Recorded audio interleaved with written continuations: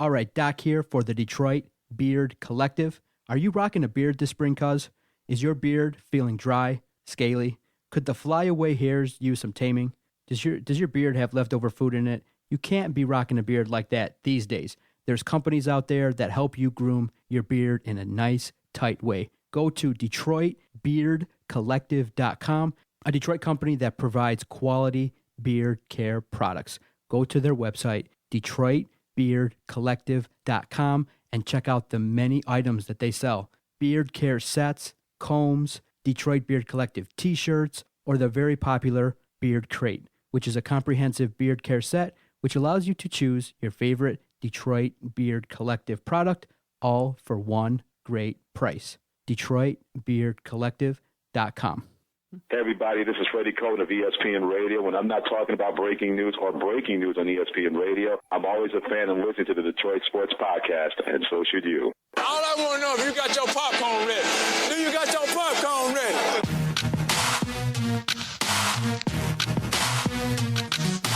5 seconds left in the game. Do you believe in miracles? Yes!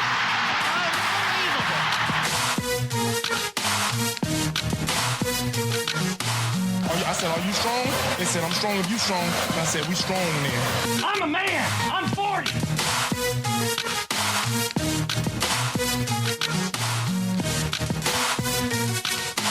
Darren McCarty gets his shots in at Claude Lemieux. And look who came all the way out to try to help. Patrick Waugh. Oh, my goodness.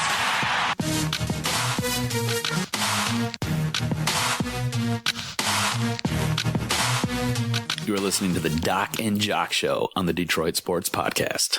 Often imitated, never duplicated. This is the Doc and Jock Sports Podcast. I am the Doc, John Macaroon. The Jock is away on vacation. While I'm here in the great Sterling Heights studios, the Jock is recruiting for the Detroit Tigers over there in the Dominican. So I said, okay, who would I want to replace the Jock for the first time? The first time in 96 episodes where we have a fill-in host. There's nobody else I would want to chat with than one of my longtime friends, Kenneth Franzel, joins the podcast. What's up, Kenny? Hey, how's it going? It's all good, man. Welcome to the Sterling Heights Detroit Sports Podcast studios, man. Yeah, you've come a long way from the basement in Macomb Township all the way to the sports complex here in Sterling Heights. Fantastic. My man, the call time was 1:30. How the hell are you going to show up here 15 minutes late? Well, as you've been late for every single thing you have ever been invited to, I think my 7 minutes, it pales in comparison to the 7,000 minutes over the past 30 years. Would you agree? No, absolutely right. You've been hanging around Middle Easterns way too much, and it's all good. But I'm happy you're here. I'm happy that we get a chance to kind of spend an hour rapping about Detroit sports. Lots to get to regarding our Detroit Tigers. They've played a lot better over the past weekend, won the series versus the White Sox, and now they're going to play a 2-game set versus the Chicago Cubs, and people are now paying attention. They're returning home, and we want to see, how is this team going to adjust to some ups and downs, to some inconsistent play? And we're playing the Cubs, and I think there's going to be a great buzz at Comerica Park playing a interleague series versus a team, in our region, and it's going to be an exciting series. Yeah, nobody cares. It's the Cubs. The Cubs suck. We suck. Nobody cares. There's no pop to this series. Everybody's going to go down to the stadium. They're going to go to the game no matter what because it's downtown. The beer's flowing. There's tons of white girls getting drunk. That's all that Tiger games are nowadays. It's just drunk white chicks. Let's just call it what it is, all right? Nobody cares about the Cubs. There's no pop to this series, and the Tigers suck right now, so everybody's abandoning ship like rats on the Titanic. What is the point? It's not going to be a great series. It's not going to be a fantastic series. They barely beat the White Sox. Who do the White Sox have? Wow, you come in and you fit in right. I don't. You're not pulling any punches, my not friend. At all. No, you fit in right Not here. at all. That's the attitude we've been taking a lot in the last few podcasts. Has been, wow, these Tigers have underachieved. They lost 8 straight with this lineup and with this starting pitching. It's been it's been one of those things where we're all getting a little bit upset. We're all getting a little bit nervous. But I have some hope now. I think I want to check in when you say you don't care about the Cubs. They have Joe Madden, a manager that the Tigers potentially could have gotten. Should have gotten. Let's say should have gotten. No could have, should have. They should have gotten Madden. There's no Brad Ausmus is Alan Trammell 2.0. He's a waste. He may be a good coach down the line. I won't deny that. I like Brad Ausmus. I like Brad Ausmus a lot, but he's boring. Have you ever watched his interviews? Well, I thought we played very well today, and we got the job done, and it's a long series, and it's a long season, and we're gonna do what we got to do. There's nothing to this guy, and he's not ready. He wasn't ready for this team. They needed a manager who could manage. There's no on the job training anymore.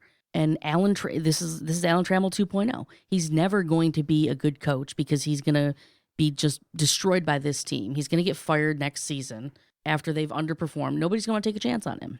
Wow, look at you. So, in evaluating him now for a season and a half, I know you've been watching. You've been underwhelmed.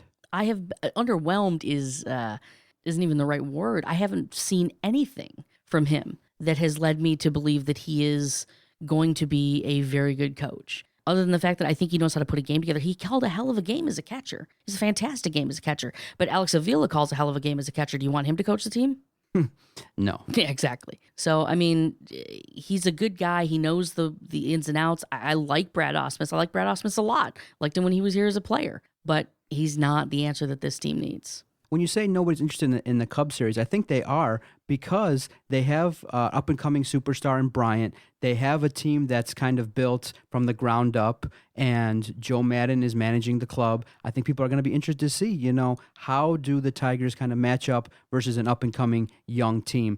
Don't sleep on the Chicago Cubs. They are above 500. They're not playing a terrible brand of baseball, and they're still learning about Madden and his style, his unique way of managing. And I think that this series, hopefully, a quick 2-game set, and then when this airs, the Tigers will have another day off to kind of regroup and go forward in this weekend series. But I do believe that a lot of people are now circling around Brad Ausmus and are starting to look like, this team is potentially maybe starting to take the shape of the manager, kind of being laid back. Is the sense of urgency there? And a lot of people are gripping a little bit and wondering, is this team underperforming? Because there's no lock. There's no guarantee that this Detroit Tigers team is going to win the Central for the 5th time, especially when you watch what's going on at Kansas City. They're playing unbelievable.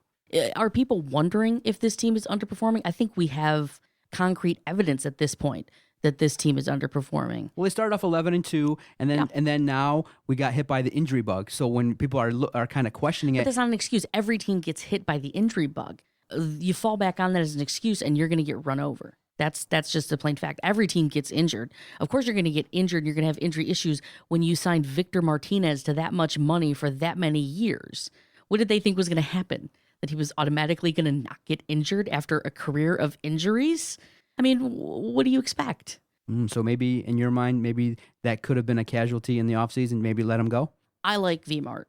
I liked the contract, but I didn't like the contract. I think it was a necessary sign, but I think we gave him a little bit too much. But at the same time, I think that we had to give him that to keep him. But, that's a tough one because I think it was necessary to re-sign him, and I'm glad that they re-signed him. And I like the deal, but I also think that the deal stinks. Yeah, but you have to also look at, too, clubhouse leadership is something that you cannot put value on. And some people have said that, hey, a team with Torrey Hunter on it potentially would not have gone through an 8-game losing streak because he was such a strong leader. He would do and say things in that locker room to kind of uplift the guys and to make them feel like in a 9-inning game, we're never out of it. And a couple of those games in that 8-game losing streak, we kind of looked like we didn't show up, didn't care. There was no inspiration to it. It was just all flat. Okay, I understand where you're coming from. You're looking at it like very objective and you're going right to the point. But there are some positives with the Detroit Tigers. I mean, we've got our closer that could potentially be here for a long period of time. Now, we need to obviously reconstruct the bullpen in a much better way. You have a shortstop that really is box office. Can you recall, outside of Trammell, a shortstop that's come in and every game could potentially make a great play, a play that makes you go, Damn! Wow, this is Jose Iglesias was a good trade, and he's potentially the shortstop for the future. Should he remain healthy? He's got to work on his bat, but I mean, yeah, no, you're not wrong, and I'm not negative on the Tigers. Like I may sound, I really still think this team can win it all. I do. This season? Yeah, I do still think they can win it all this season. I think they've got a really good player in Miguel Cabrera, who is first ballot. They've got a lot of other really good young players around them that they've developed. JD Martinez has turned into a hell of a player. For what it's worth, Alex Avila calls a hell of a game. But we struggle with the bats. That's something that's big. Our bullpen sucks. But I still think that this is a very good team, and we're better than most teams in the MLB. But you can be negative about the things that are a problem and still really support this team. But there's a lot of big glaring issues that they have to work on. A factor that brings a lot of people hope and something that we can look to is that we are hopefully by the All-Star break going to get some of our players back. One, a $28 million pitcher, just completed 2 rehab starts, relatively injury-free. Justin Verlander pitched in Toledo and pitched in the minors, 2 starts. The first one, not so successful in terms of kind of his results. The second one in Toledo, he pitched very well, got a lot of strikeouts. A lot of people said the numbers on the gun hit 94. So potentially by this Saturday, JV could return and kind of maybe give us a spark in that starting rotation because Green has been a little bit shaky. Sanchez has been a little bit shaky. A pitcher like JV can potentially come in and rejuvenate the team and give the starting rotation a boost. Oh, I completely agree. And I think what you should do is go back and when you first said his name, you should just put Little Angel singing behind it. Because, I mean, really, is there any player in baseball right now that there is more of a pinned hope on than JV right now? His first outing kind of, from what I understand, wasn't that great. But his last outing, over a third of his pitches were strikes. He looked good. He had good velocity. It looks like he's comfortable. I think he should probably get one more start in at Toledo before we bring him up because, let's get 2 out of 3 good before we see one good game and rush him up. Just because it's really important that he is healthy. We can't do this, we'll just sit on it for a little bit and hope it works. We'll just sit on this for a little bit. They sat on it for a long time, and now here we are coming into the middle of June, and we still don't have, our ace. So a lot of hopes on him, but I think the team needs JV back for a lot of reasons. Not only his leadership, but there's that fear.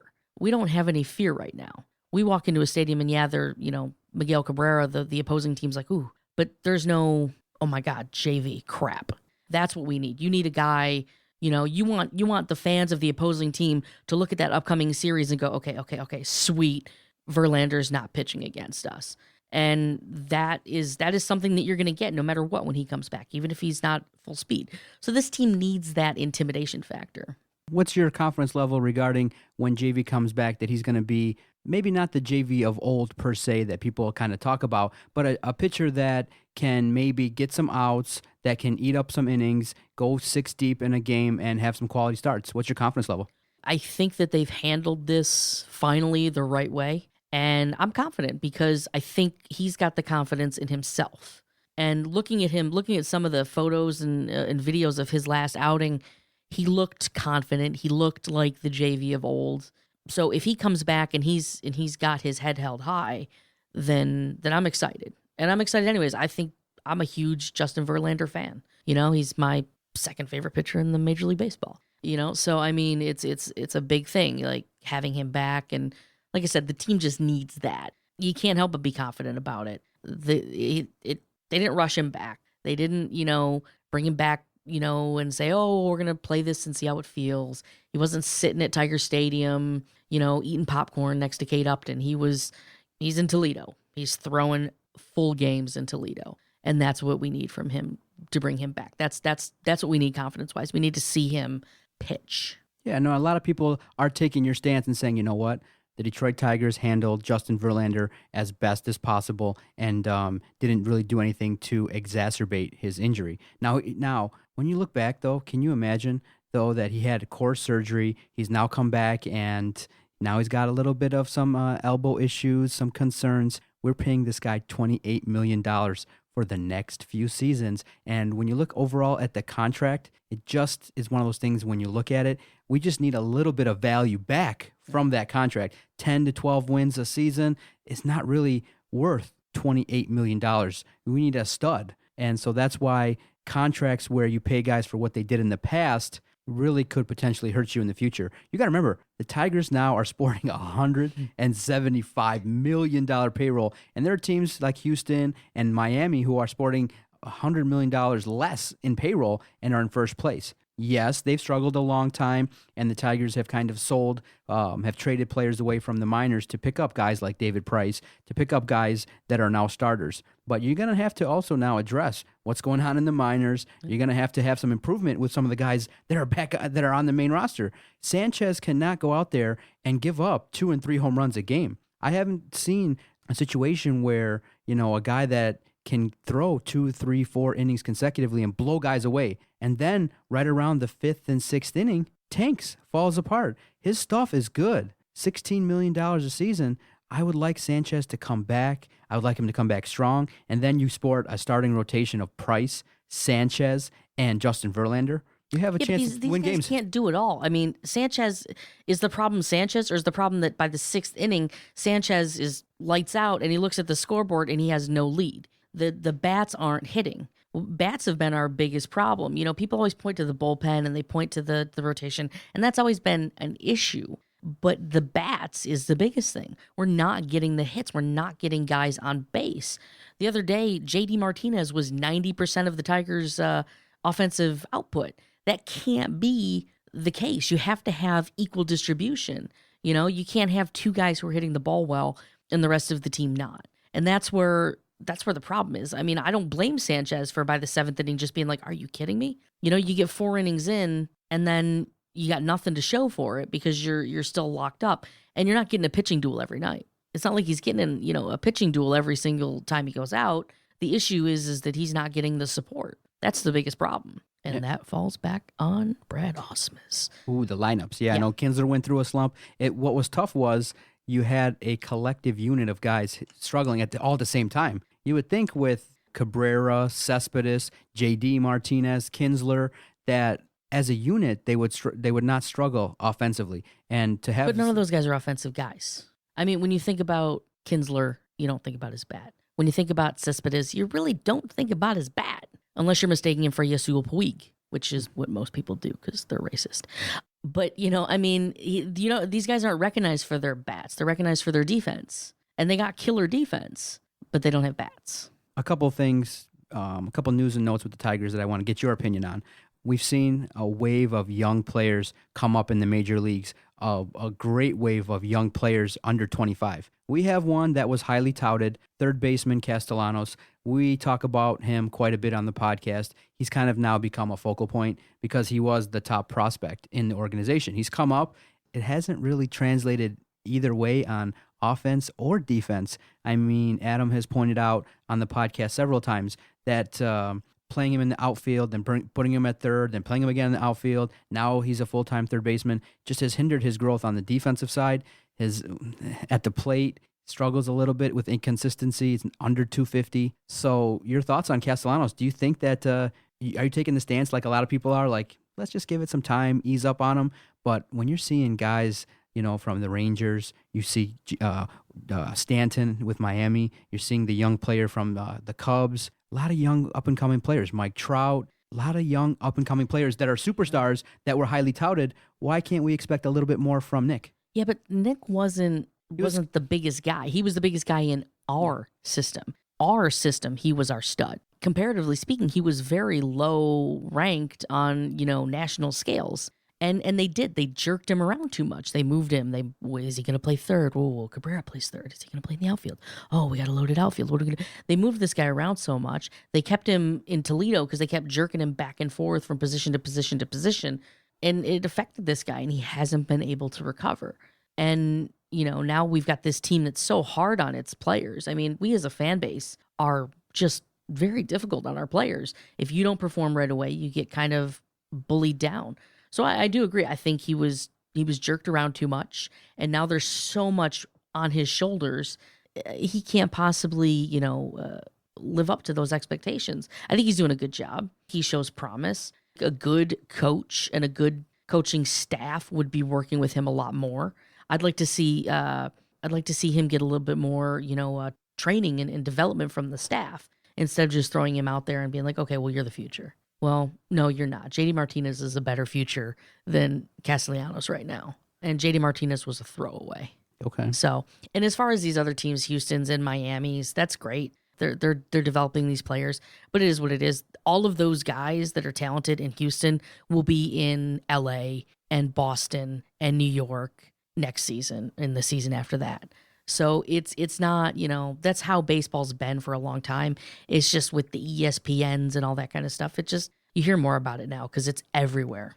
With the Tigers' struggle, a lot of people have said, okay, what are the pieces of value on the Tigers? Obviously, it's Miguel. Obviously, it's Cespedes and David Price. So let's say the Tigers continue to struggle and there may be 4 or 5 games out around the All-Star break. In your mind, and also knowing that potentially David Price and Cespedes might be looking to break the bank and get some contracts. And I don't think the Tigers are going to go well over $200 million in payroll. Yeah. So any ideas or thoughts of maybe moving David Price and Cespedes if this kind of bottoms out? You're not going to get value for them. That's the problem is you're not going to get the right value for Price. You're not going to get the right value for Cespedes. I think there's only one player on our team that you're going to get proper value for at this stage. And I don't think that the Tigers are going to be willing to part with Iglesias. And I think that's the one player the teams are going to want. If you have a shortstop that's that killer in the field, that's something that every team's going to want. Now, what's proper? What do you think is proper than value for David Price? You don't think a team like a Houston, who's maybe making a push, has some? They've kind of stockpiled some picks because they've struggled for well over 5 to 6 seasons. They've stockpiled some players that potentially could come to the Tigers and be productive in a few years. I'm worried because we've seen it now. Scherzer left. We've seen a mass exit of free agents from Detroit. Well, Scherzer was a douchebag. Let's just get that out there. I've never liked Max Scherzer. He was a douchebag. He wanted money. He got all the money he wanted. And now he's suffering because Washington also kind of sucks. And he's struggling. So Scherzer is not a good example. And Scherzer, we didn't do anything with Scherzer. And, we got lucky on that one. But Scherzer is a bad example because Scherzer was an a-hole. Scherzer was Juan Gonzalez 2.0. Okay, so what do you think is proper value? You'd want another marquee starter and a hitter, or what do you think would be proper value that we would not get? I think for Price you need at least you need a starter. You need a starter. You need a AA starter at the very least. A high quality. I think you need a major league level bullpen person, and then potentially field help. So you need some outfield depth. We have terrible outfield depth right now. So that's, I think, where you got to go. The problem is the Tigers are so wishy-washy on all their players. So you can't trade Price for a knockout catcher because we got 2 catchers that we're really, really super wishy-washy high on. You can't go to first base. Second base, you got Kinsler. They're again, wishy-washy. Castellanos, well, we still don't know if he's the future or not. And you look at the outfield's a giant mess. I think they're still pretty high on Ghosts, whom I like. He was the only player that they brought in this offseason that I like. I like Anthony Ghosts. I think he's going to be a heck of a player if they develop him right. Martinez, you don't want to let go of because you don't know what he's capable of. This is Brandon Bosch all over again, with these guys. Oh, what is he capable of? What's he going to do? How's he going to react? There's the value that they could get, they're not going to get because they're not going to go after certain guys. They're going to focus on pitching. And I don't know what kind of value you're going to get for pitching because there's too many pots. They're not going to replace Rundown. They're not going to replace Soria. Who are you going to replace? Who are you going to get? So trading David Price is pointless unless you're going to get David Price Jr. And that's why it's such a worrying situation. That's why it's very imperative that the Tigers play well going into the All-Star break and the rest of the season. Because if Cespedes and Price leave, another exodus of players that are potentially going to be productive for you, can't have that. You need to kind of also now retool the minor leagues and also get some guys that are going to be starters for you and be productive. I mean, we got David Price. He's been lights out. He's saved us time and time again. And he's box office. He's a guy that you want to watch. So you've built a team that can potentially be entertaining. It's fun to go down to Comerica and check out the Tigers play. But we also have to kind of think we need to be competitive. We need that payoff. We need to get back into first place, and we need to work hard to continuously draw at the stadium, play well, and turn things around, because it's like we're teetering right on the brink. We have a chance to go on a run of winning 8 of 10 games, or they could have another long losing streak if like, let's say, for example, Iglesias gets hurt or Castellanos gets hurt. It's one of those things where we are like 1 or 2 more injuries away from a catastrophic end to the season. So that's why right now it's like, whew, what an interesting time for the Tigers. Right at the brink for our Tigers. Which way are they going to go? Which way do you think they're going to lean? Are they going to lean toward turning this around, or maybe bottoming out and not making the playoffs? I mean, I'm still hopeful that they'll turn it around. Do I think they can do it? I don't know. I really don't know. Casey's playing a good brand of baseball. Casey's playing really good baseball. There's a lot of teams that are playing very good right now. The Tigers' best isn't necessarily going to cut it. They have to play well. They got to turn it around, and they got to do it now, or just pack up shop, call it a year, and try it again next year. What's been hopeful, if you look at the record versus the teams in the Central, we've played them pretty well. And that's a team, the teams in the Central, we're going to play quite a bit. After the series versus the Cubs, this weekend we got a 3-game series versus Cleveland. Then next week we have a 4-game series versus Cincy, and then 3 games versus the Yankees, then back versus Cleveland and the White Sox. So this June is going to be an interesting month, because Cincinnati's okay. The Yankees are kind of rejuvenated, playing a good brand of baseball. We've done well versus Cleveland and the White Sox. So we have a good chance to kind of turn things around this month and get back into contention. But I'm really surprised. Minnesota's been playing much better since the start of the season, and Kansas City is, like we said, they have a great bullpen. They've been a little bit inconsistent at starting pitching, so it's one of those things where we have a slight edge. But the Tigers, man, it's going to be a great end to the.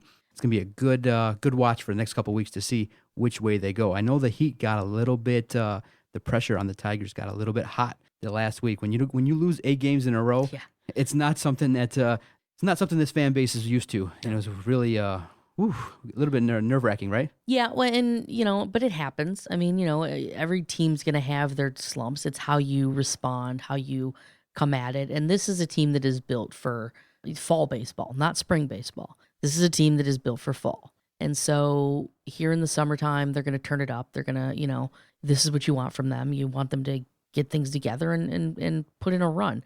You can't judge them by their spring. You have to really judge this team by their mid to late summer. And if you've been listening, check out Kenny's advice. If you're interested in good-looking Caucasian women, go down to Comerica Park, enjoy a baseball game. Yeah, if you want drunk white chicks, go to Comerica, because that's where they're all at. All right, wearing their Brandon Inge jersey still. Stay with us after the break. Big news made by the Red Wings earlier this week. We'll also hit on some news and notes around the sporting community with the NBA, some NFL news and notes. Stay with us after the break. More Doc and Jock Sports Podcast, episode number 96, DetroitSportsPodcast.com. All right, cuz, let's check in with one of our favorite sponsors. The Sport Displays Jersey Mount are the easiest and most affordable way to proudly show off your favorite jersey, uniform, sweater, t-shirt, or costume. With its unique design, Sport Display Jersey Mounts are the only hangers on the market that can be mounted to any surface.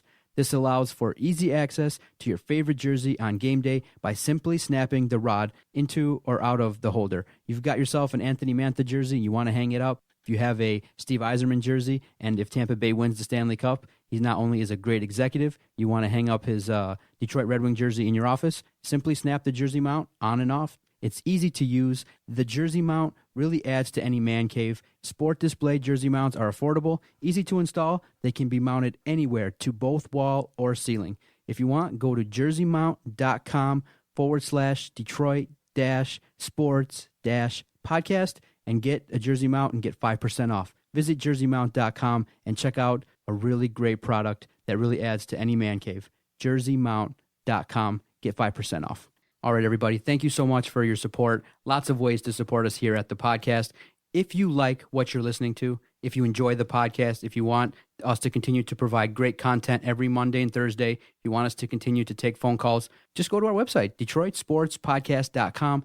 Click through those banner links. Lots of great online deals. I know everybody that's listening likes to save money. DetroitSportsPodcast.com. Click through those banner links, bookmark them, and every time you shop online, Nothing extra happens. You get charged no more money. But when you shop online through DetroitSportsPodcast.com, they kick us back a little something, and we can continue to provide great content. DetroitSportsPodcast.com. We greatly appreciate it. Yes, sir.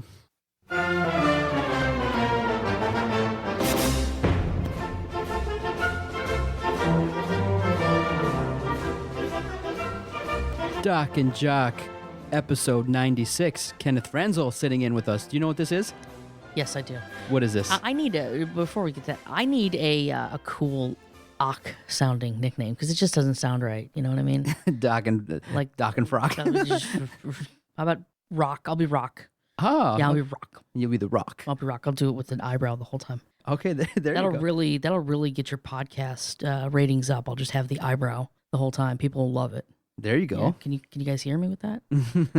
Do you smell what the Rock is cooking? We definitely talk a lot bit of wrestling on this podcast, that's for sure. Growing up as wrestling fans and kind of been rejuvenated a little bit with John Cena and this new wave of guys. Good stuff. Wrestling has kind of made a little bit of a pop culture comeback. I saw a Snapple commercial with Triple. Have you seen that with Triple H and Stephanie McMahon? I thought that was pretty clever. Power couple. Yeah, there you go. Now, before we carry on with the podcast, kudos to me for winning our UEFA Champions League competition now 2 years in a row to fill everybody in. Kenny and I are avid soccer watchers. We definitely support a lot of soccer leagues in Europe, the MLS here in the States, and every year when the UEFA Champions League draw is made, we each pick 5 teams that we think have a chance to win it all. Kenny won the first year, and the last 2 years, I've come back and picked correctly the UEFA Champions League winner. All kudos to me, my man. And how's it feel to lose 2 years in a row? I like how you were like, oh, he won the first year, and then the second and third year I picked correctly.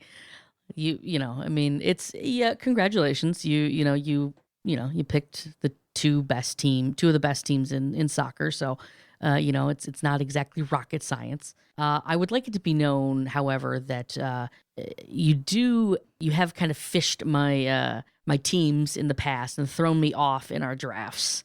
So I have made some mistakes. They will not be repeated. From now on, I know your game, and we'll see what happens next year. But congratulations. It was I didn't get to see the game, but it was actually a pretty good series. So, which I think soccer in the world needed. So, listen, it doesn't take much to realize. Oh, Germany won the World Cup, so let's pinch some German teams. You can't have a monopoly on the German teams. They're good. So I would definitely take Bayern Munich most years. Why not? Well, yeah, I mean, there's 3 teams that are going to get taken first in the first, in this draft, no matter what. And then it's, the 4th team is whichever Premier League team is playing well. So, it's not like we're, odds are the first 4 teams that are picked are going to be the ones that, one of the ones that are going to win. So, yeah, I just know that you hate losing to me, so I'm glad. FC Barca played a great game. They're a worthy champion, but yeah, they basically did like what the Yankees do. They loaded up, picked up 3 of the best midfielders in the world: Suarez, Neymar, Messi. Come on, that's unbelievable. They have a great team, and they won it this year. I give them props. I don't give them props for Neymar or Suarez. What I give them props for is Messi. I mean, they didn't buy this guy. They groomed this guy. They found him in a slum in Argentina, and they turned him into the world's greatest superstar. So that's where their genius comes from. All these other teams have bought these guys, and it's the players, like Schweinsteiger in Bayern and Messi, these guys that have been developed by their club to be stars. That's the respect that I have. So kudos to Barca. They deserved it, and they do have the best player in the world. So you can't deny that. All right, Rock. Yeah, there you go. I like that. The Red Wings are now in a full transition. A new head coach has been hired. On Tuesday, around 11 o'clock, the press conference occurred, and Jeff Blashill was named the 27th Red Wings manager. And he is coming into a situation where it's a little bit strenuous in that we have a significant playoff streak to uphold. A lot of people are like, if this team isn't going to go all the way to the Stanley Cup, should we really invest in them? And people are starting to say, Ken Holland, what have you done for us lately? You've brought in some players that have kind of hung around that haven't really produced. And right now, the Red Wings organization is in a full transition to young players who Blashill has coached a lot of, and a lot of people respect him. Nothing but nice things have been written about the guy. Was with Mike Babcock for a couple seasons as an assistant, did a wonderful, marvelous job in Grand Rapids, and now he's got the main chair, and he's going to be the head coach of the Detroit Red Wings, and it's not an easy job. He's going to need to come in and produce right away. What was your thoughts for the Red Wings, who had the worst kept secret in hiring Jeff Blashill?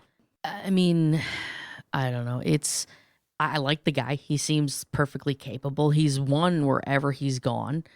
He's developed some really good, talented players. But I don't know. There's just nothing about this that excites me. There's nothing. I don't Really? know. You're not excited? I'm not. A new turnover, a new guy with new energy? But is it new? Is it new? It's Babcock's, kind of 2.0, Babcock 2.0? He runs the same system. What's new about it? The guy's name is different. That's it. There's nothing new. There's nothing exciting about him in this pick. It's very ho-hum, Really? You're underwhelmed? I'm not saying that he's going to be bad. I'm not saying that he's, not the right choice. What I'm saying is that we want, we're talking about different. We need a different, there's a reason that players weren't coming here. We weren't getting guys who wanted to be here.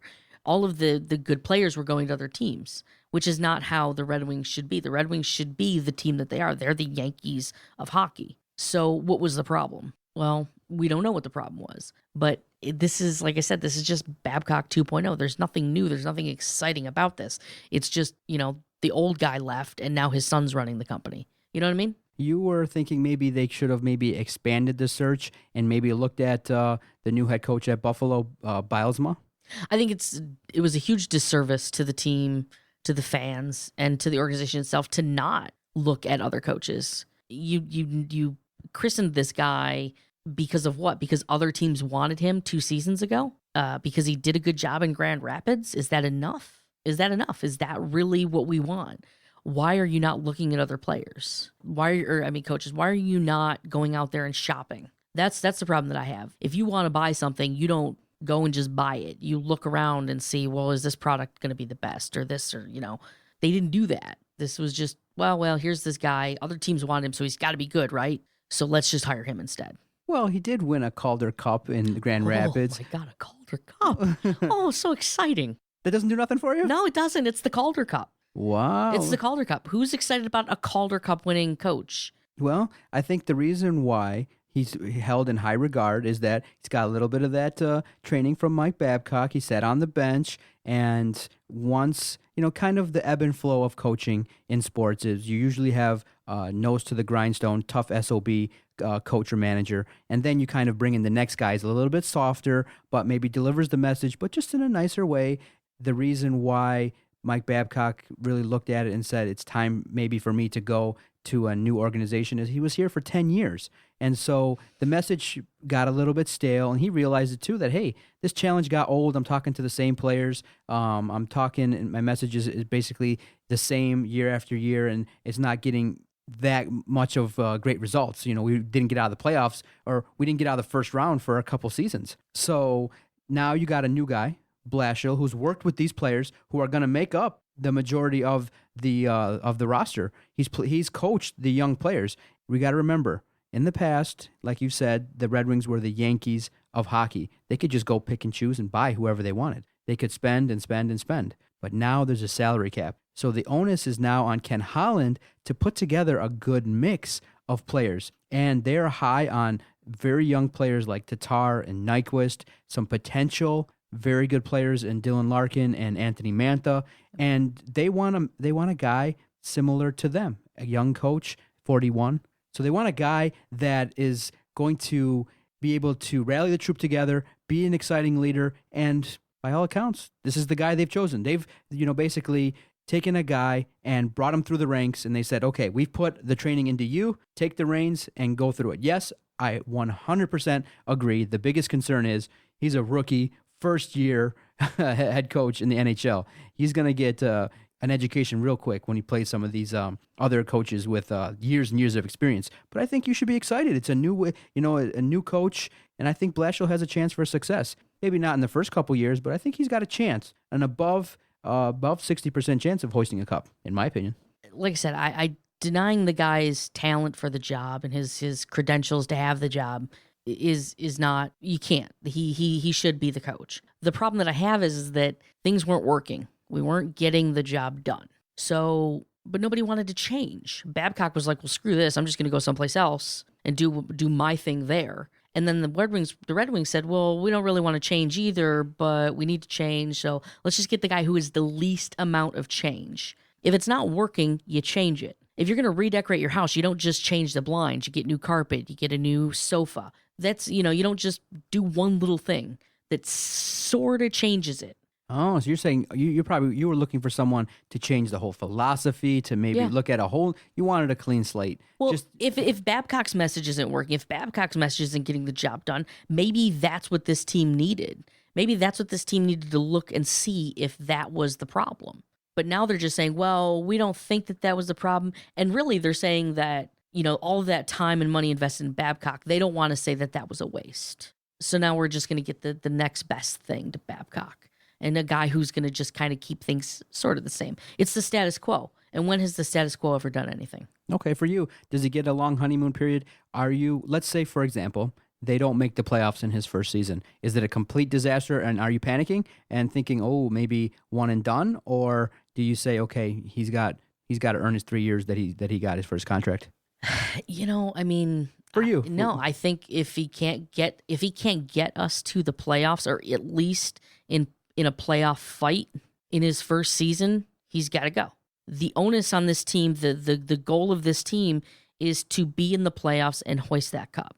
If he can't get us in position to do that, we've went to the postseason how many years in a row? 20? I think it's 24, 25. 24. Yeah. We've been over 20 seasons in a row. We have been to the playoffs, and we have been competitive for almost all of those seasons in the playoffs. If he can't get this team that made the playoffs just a couple months ago, if he can't get them a year later into the playoffs or near the playoffs, then he has to go. I mean, you can't you can't waste it. You can't take guys who went to the playoffs and then not get them to the playoffs again. So then one of the biggest positions in all Detroit sports is the Red Wings goaltender. They went with Mrazek, and I championed that position right once he got in in the pipes. I was like, perfect. This guy has it. Makes the great saves, has some ability in the shootout to make some saves, and he did himself a world of service in his first postseason appearance. He did very well, but the organization came out and said, no, we're not going to name Mrazek the starter. We're going to open it up to a competition. I just wish that they would just name the guy the starter. The eye test usually doesn't fail. I have a great eye. I've watched hockey for a long time, and Peter Mrazek has the it factor. Throw him in there. Let him be the starter. Status quo. Again, it's the status quo. Let's not shake things up. Why shake things up? Things are working. Well, I agree with you. I agree with you. He should be the starter. I mean, no doubt. But I also think that it's probably for the best that he is not just anointed the position, because this team is incredibly hard on its quarterbacks. This fan base is incredibly hard on its quarterbacks. It's incredibly difficult on its closers. It's incredibly tough on its goalies. And then, the Pistons. Nobody really cares about the Pistons. But, those three positions are probably the most scrutinized in all of Detroit sports. Would you not agree? I agree 100%. So you feel like maybe they're shielding him a little bit from the fire. Oh, yeah. That's the goalie position. Well, yeah. I mean, look at the guys we've run out of town that have gone on and done good things other places. And then look at the guys that we have been just, content with that have done nothing. Okay, but also too, pay attention to his demeanor. He's cool as a cucumber. Gives up 4 or 5 goals, gets pulled, comes back. He had a great record there at some point where, when he got pulled, the game after he would win far more often than not. So the guy is cool as a cucumber. Oh, yeah. I think he's got the great makeup. I don't think that he's one of those guys. Being foreign a little bit helps too. In that I think he's got the demeanor. I think that he is someone that is built for this position, and I like the guy. I think that we can win a cup if he's anointed the starter. I think we play better. I was at the game when Howard gave up a goal in 19 seconds, and it was like the whole crowd was like deflated. It was, I think, versus San Jose, and everyone, and on his birthday too. Imagine on your birthday, you're ready to play a great game, in 19 seconds they scored a goal. Everyone kind of had a feeling too, like he was gonna really suck tonight. And but he's exciting. Yeah. He's got that it factor, and I think for the Red Wings, it's been a little bit of time since we've had a goaltender that we could say that's our dog, that's our guy. And I want him to be the guy. And it just stinks that, you have a guy that's potentially a Ferrari and you're still willing to put out, an SUV or, a Ford. Well, and I don't disagree, but I do think let's let him earn it, Let's face facts. He's probably going to be the starting goalie next season for a majority of the He better games. win the competition. And he's probably going to be going into, the playoffs next season. If they make it, he's probably going to be their starter. But to just give it to him, haven't we learned enough times that to hand somebody something without really, really earning it, how often is that successful? Got it. Have you been peeking in at the NHL Finals? Tampa Bay and Chicago. As we speak now, it's 2-1 Tampa Bay. I'm kind of rooting for Tampa Bay. I want to see the general manager Steve Yzerman hoist the cup. Yeah. I'm not. I can't root for Chicago. Well, I hate all things Chicago. Right. I don't like anything about Chicago. Well, they got a really good natural science museum, but that's about it. Otherwise, everything about Chicago sucks. It's a dump. So you're rooting. You're also rooting for Tampa Bay. Yeah. I mean, you got to support Stevie. Yeah, their owner's kind of a douche and their GM's a total a-hole. But, I can't help but not root. And they got a good team. They got some really good players. I like Tampa a lot. I'm glad that they're in it. I would have liked to have seen Nyquist, or not Nyquist, I'm sorry, what's his face from New York? What's his name? Lundqvist. Lundqvist. All these foreign players, man, with the weird names. The King. Yeah, I would have liked to see him. I want to see him hoist that cup. I like the Lightning, and I'm glad that they made it, and I hope that they beat Chicago because Chicago sucks. It's just really unfortunate, too, if you really realize nobody in Detroit's watching the NHL Finals. It's drawing Well, nobody in bad... America's watching the NHL Finals. Yeah, everyone's tuned in to see if LeBron can carry the Cavaliers to their NBA title. It's a very interesting thought now that with the Cavaliers and looking at it, LeBron is a guy that most people dislike because of the decision. He's kind of going to and picking a team in Miami, working together in cahoots with the guys in Miami. But now, due to the fact that Kevin Love is out, Kyrie Irving went out in grand fashion with an injury in overtime in Game 1, I think LeBron has become sort of a sympathetic figure in that part of me wants to see LeBron carry a team on his back, what he deserves to, earn that legacy, earn that right, and carry a team into, the championship and win it. Basically, when you look at it right now, it's LeBron and a bunch of other guys. They're serviceable, but it's LeBron and the Cavs versus a great team in Golden State. Are you rooting a little bit for LeBron to take it down? No. Still? No. You come in here heartless. I think no. So how heartless? How am I heartless? What has LeBron done? All this thing about LeBron went back to Cleveland. He went back to a team that had a really good young talent in Kyrie Irving, and the resources and funds available to go out and get a proven veteran like Love. That's what he did. He didn't go back to Cleveland. He went back to the best option for him. It happened to be Cleveland, and he did some great damage control. LeBron did nothing but for himself. He's done nothing for himself since he got into the league. Here's my thing about LeBron, and this is the one stat that I think does not lie. Michael Jordan played 170-some playoff games and won 6 rings, and he pretty much did it by himself. Because let's face it, Scottie Pippen without Michael Jordan was nothing. All right, that team sucked without Michael Jordan. LeBron has played 170 almost playoff games, and he has how many rings? 2. 2. So you are taking the stance like so everyone else has? You have the same character guy, the same situation, and he only got it done twice. Whereas Jordan in his career did it 6 times. Wow, look at you busting out the he ain't Michael Jordan routine. And I hate Michael Jordan. Again, going back to the whole Chicago thing, I was not a Michael Jordan fan. I've never been a Michael Jordan fan. I like Space Jam. That's about it. But you can't deny those numbers. You can't deny the truth and the fact of the matter. LeBron is a really good player. He's a Hall of Fame player. He's one of the best of all time, no doubt. But he's not top 5 in my opinion. Wow, look at you. Still going with the approach of, hey, no respect. Just like the referees in Game 2, no what respect. What has he done to earn the respect, though? What has he done to earn the respect? Tell me something LeBron has done to earn the respect that wasn't a calculated PR move. I mean, don't you think that, he has the ability of being a strong leader? He plays a consistent game. He's averaging over 25 points. And he's a guy that a lot of people want to go play with because he makes them better. The knock on players like Kobe and some other selfish type players is that they're ball hogs. LeBron is a team first guy, and you can tell that his natural instinct is to want to uplift someone and pass the ball. But if needed, look at game 2. He put the team on his back. He's got the passion. He's got the fire. And he's like, you know what? The whole country dissed us. The whole country said we're not going to win. But what did he do? He put the team on his back and got a triple-double. And he potentially, as we sit here and record this, there's a small, tiny chance he could take the Cavs and beat a whole team. That's why early on my prediction was, until you beat LeBron James, I couldn't give Golden State the edge in the series. But Kyrie Irving was there too. So that weighed into my thinking. But I wasn't 100% certain that the Golden State was going to go and sweep. But now LeBron has shown since game 2, he's got the ability to carry a team. And maybe this could be a 7-game series. And the first 2 games going to overtime never happened before. It's good stuff. It's good basketball. Yeah, and I think it could go 7 games, and I think it could go either way. I don't think that Golden State has this locked up, nor do I think that Cleveland has this locked up, even though all of the LeBron fans will tell you differently, and all of the LeBron haters will tell you differently. But this series reminds me a lot of the Oklahoma City series against the Heat. You got a good young team with a lot of really talented young players, but they don't have that. They don't have that veteran, really. I mean, Curry's a veteran, let's face it, but he's not.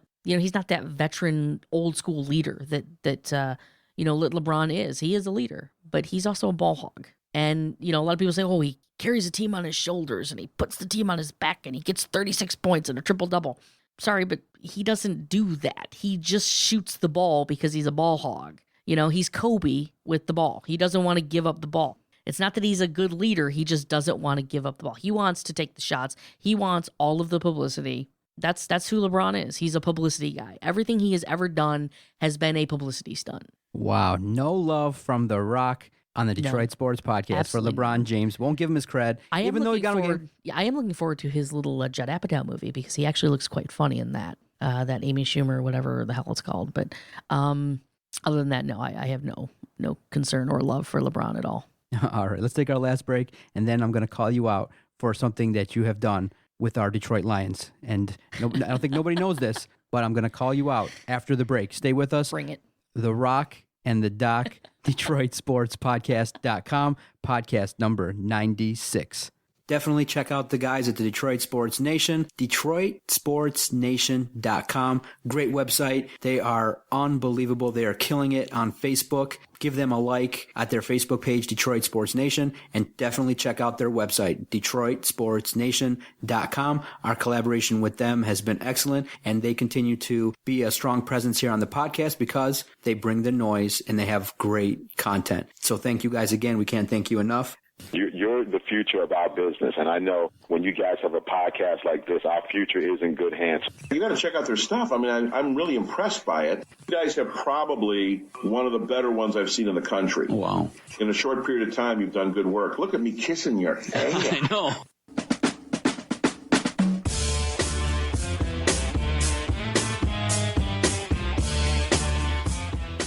Thank you, everybody, for downloading this podcast. We greatly appreciate all the support that we've gotten. You can follow us on our Twitter page at Detroit Podcast. You can check out our website, DetroitSportsPodcast.com. You can download these podcasts every Monday and Thursday and tell everybody you know that these two guys here are putting together great podcasts.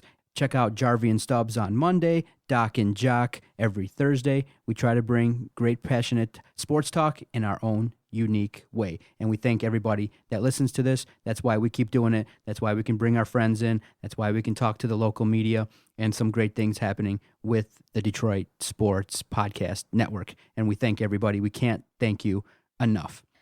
All right, best friend of mine, Kenneth The Rock Franzel. I'm a lifelong suffering Detroit Lions fan. We were season ticket holders together. Yes. We suffered. Yes. We watched as the Lions would claw back and then go for the extra point and miss. We basically watched 4 wins in 3 to 4 years as season ticket holders. Yes, we did. Every week we would tailgate. Never wore bags on our head. Even though the Doc was like negative as hell. I was like, I can't believe we're shelling out. These guys are bums. These guys are bums. These guys are bums. And we would year after year get our excitement up. Okay, we're going to tailgate. This is our year.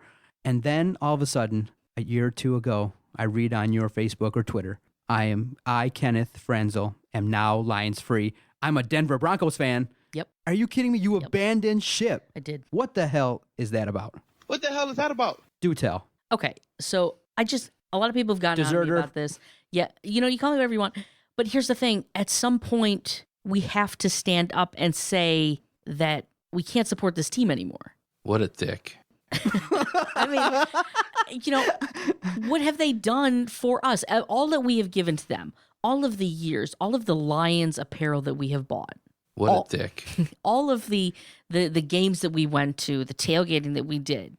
And we've never been given any respect by the organization. They just go out there and just, it's again, like we talk about the Red Wings, it's the status quo. You gave up on the hometown team. Why would you go to Denver? Why would you root for a team not, okay, we suffered together. We don't like, okay, I suffer, and then my homie, the guy that I roll with for all those years, just deserts the team. What the hell? I have always been a Denver Broncos fan, and you know that. I have always been a Denver Broncos fan. My full affinity now goes to them. I have not given up on the Lions. I still hold a dear place in my heart for the Detroit Lions, and I hope that they turn it around. And when they do, I will be fully free to say, you know what? I'm happy for them, and I will go back to being a Lions fan. But I don't have any faith in this organization and the people that are currently in charge to give them any more of my time and effort. What a dick. I can't believe I'm still hearing this. Okay, we suffer together. It's one of those things where you're in a situation, you give your heart and soul to a team, you pay attention to them, you follow them, you root for them. In the down times, the team went 0-16. We watched it, we lived it, we suffered. We don't jump off the bandwagon and say, well, everyone does it, I know, on the down low, and they say, hey, well, I have my B team because the Lions have struggled for so long. But you still have to say, hey, I'm a diehard Lions fan. You don't give up. Shame. That's not good. Yeah, there's no loyalty in sports anymore. I've been a Tigers fan since I was a Tigers fan throughout the 90s and the early 2000s. That earned a tweet. And you know that. There's no loyalty in sports anymore. The players aren't loyal. The coaches aren't loyal. The organizations aren't loyal. Why are we supposed to still be loyal? Why is it all on the fans now? Why can't we as fans say, you know what? No, I don't want to be a Lions fan anymore. I don't want to deal with frickin' Eric Ebron coming to the Lions at a high draft pick when we don't need a tight end. You know, I don't want to be a fan of a team that does that to me. I want to be a fan of a team that goes out and signs a guy like Peyton Manning to be their quarterback to try and win games. You know what I mean? I want to be a fan of a team that goes out and signs the big guys, or goes out and gets the good players and the players that care and the players that want to win. The Lions haven't done that. The Lions don't do that. What have they done? What have they done since I abandoned ship that has been so great? They let Sue walk. And I'm not talking about on the field. I'm not talking about the performance of the players. I'm talking about as an organization. What have they done? They let Sue walk, and then they got an old guy to replace him who isn't half as good as Sue. They drafted fairly decently, but did they address their needs? No. They let Bush walk. That was the best thing they did all in the past 2 years, was they let Bush go. Because that guy was a waste of space who should have never been here. But who did they replace him with? You weren't impressed? No, know the system? No, I'm not impressed by anything that they've done. Their best move has been the subtraction of Reggie Bush. They've not done anything. They're wasting the talents of Calvin Johnson and Matthew Stafford, who I am a huge fans of as well. They're wasting them. They're letting them just slip away. And they're, you know, it's same old, same old. It's the same thing they did with Barry. They're just treating these guys the same way they treated Barry. They're putting butts in the seats. They're selling gear. They're selling a lot of hot dogs on Sunday afternoons. That's good enough. So what was the moment for you that led to you say, okay, that's it. I cannot emotionally invest anymore? So what started it was Caldwell. There was just an uninspired choice for coach. Oh my God, just completely uninspired. Baltimore didn't want him as their defensive coordinator anymore. So you got a guy who isn't even wanted by the team that has him, and you're going to go out and make him your coach because of what he did with Tony Dungy's team. And what did he do with Tony Dungy's team? Nothing. He did nothing with Tony Dungy's team. He got a raw deal in Indianapolis, that's for sure. But are we the team that's supposed to give him his second chance? What has he done to deserve it? He's not that great of a coach. He's a very good coordinator, but he's not that great of a coach. But the moment that defined it for me, and Michael Tufali, who's out there somewhere, he can attest to this. I said last year, before the draft, I said to him, if the Lions draft a tight end, I'm done. I am done.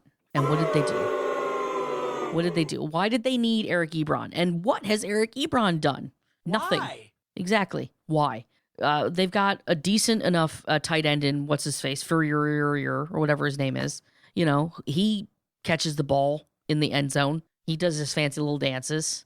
You know, but we're gonna go out and we still had the other douchebag. You know, that we drafted high again. Pettigrew. Yeah, we wasted 2 high draft picks on 2 chode tight ends, and we have nothing to show for it except for our best defensive player in 50 years is now playing in Miami. That's all we have to show for it.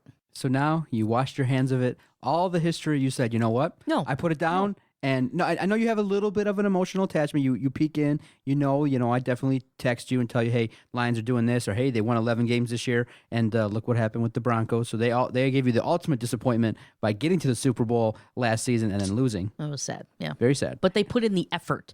They went out, they got the guy that they needed to get them to the Super Bowl, and they didn't win. They choked in the big game. That's disconcerting. But they got to the game. They got the pieces that they needed and got to the game. So in your mindset, it's better for you and your spirit not to root for the Lions, not to root for your hometown team, not to root for the team that you and your boy rooted for years and years. You just say, you know what? I've washed my hands of it. I feel better. Talk about it. Do you feel better not being a Lions fan? Let me ask you a question. If you went out and got a dog and you loved this dog, and then all of a sudden this dog starts biting you every day. It's not biting you hard. It gnaws at your feet every day. Gnaws at your feet every day. Gnaws at your feet every day. Would you keep the dog? No. You go and try to get the dog, to stop doing it. You do whatever you can to make that dog stop biting your feet. And when it doesn't stop biting your feet, do you keep the dog? Nope. You let go of the dog. So why should you still be a Lions fan if they've done nothing for you? We were season ticket holders. Why did we stop being season ticket holders? Because they kept raising the prices on a shitty team that couldn't win a game. That's ridiculous. Why would I want to be a season ticket holder for a team that doesn't care enough to put a winning product on the field? At least with the Tigers, outside of the Smith era, you could tell that they were trying. You could tell that they were trying, they were putting effort in. They had guys that went out there every day and gave you their heart and soul. I don't see that with this team. There's so many guys on this team and over the years that have been there that don't do anything, that don't want to do anything.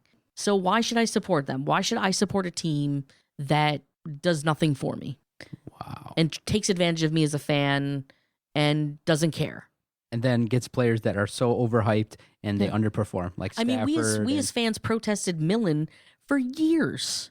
For years. People wore paper bags and had a parade of paper bags saying that they didn't want Millen anymore. He was the most hated man in Detroit. No, there wasn't a single fan that wanted Millen still in town. And what did they do? They signed him to an extension. Yeah, we were at the game when the fan was jumping around. We were in the end zone and we saw the commotion, and there were people saying, "What? There's a guy jumping around with that Millen sign," and it became a national joke. Yeah, I remember that. They did nothing. They didn't. They didn't, give him less power. They didn't bring in somebody to help him. They let him continue to run. They gave him an extension. They gave him an extension. He was viled by the fans, and they said, "You know what? We don't care about you or what you think. We think we know more, and we care more about this team. So we're going to do what we want to do." Okay, all I can do is make a pitch that this team is under new leadership. We are now gangster free. We are now thug free. We are a team that is all choir boys. We have guys that you can bring home to mom and say, hey, these are nice guys. We refuse to draft guys now in the draft that have even a moniker or even a hint of problems. We avoid them. This is a team that I think can win 8 to 9 games this year. That's going to be on the uptick. They're drafting a little bit better, a new strategy in drafting, get guys on the line. They're not just drafting wide receivers anymore like they did in the past. So, yes, we are going to be prone to some weird luck in the playoffs. We're going to be screwed by calls, but I think you should have stayed on the ship and you should have supported this team. And for that, you get roasted here on the podcast. What a dick. So... I love that drop. No, you're not like I don't. Just I was very proud that the Lions did well last season. They played good. It's just an excuse for me to play drops. Yeah, man. I know. I understand What a dick. that, but it's just like I said, you can't continuously support a team if they're not going to give you something in return. Okay. And I don't feel like the Lions have given us anything in return to be fans about. with that, that's a good spot for us to end this week's podcast, bro. You did a good job. You came in, and I didn't expect you just to come out and just bam, be ready. You know, I don't pull punches. You didn't pull any punches, and you had some strong opinions, and I appreciate that. Thank you. I had a blast. Thank you for having me, and I appreciate the time, and thank you to Jock for letting me sit in his seat and cause some waves. You got it. You listen. You always have an open seat, and you can sit in. Don't let it go 95 episodes, or don't let it go 96 episodes before you come back. That's for sure. All right. For The Rock, Kenneth Franzel, I am the Doc, John Macaroon. This has been the Detroit Sports Podcast, episode number 96. See everyone next week. That's all that Tiger games are nowadays. It's just drunk white chicks. I hear voices in my head. They counsel me. They understand. They talk to me.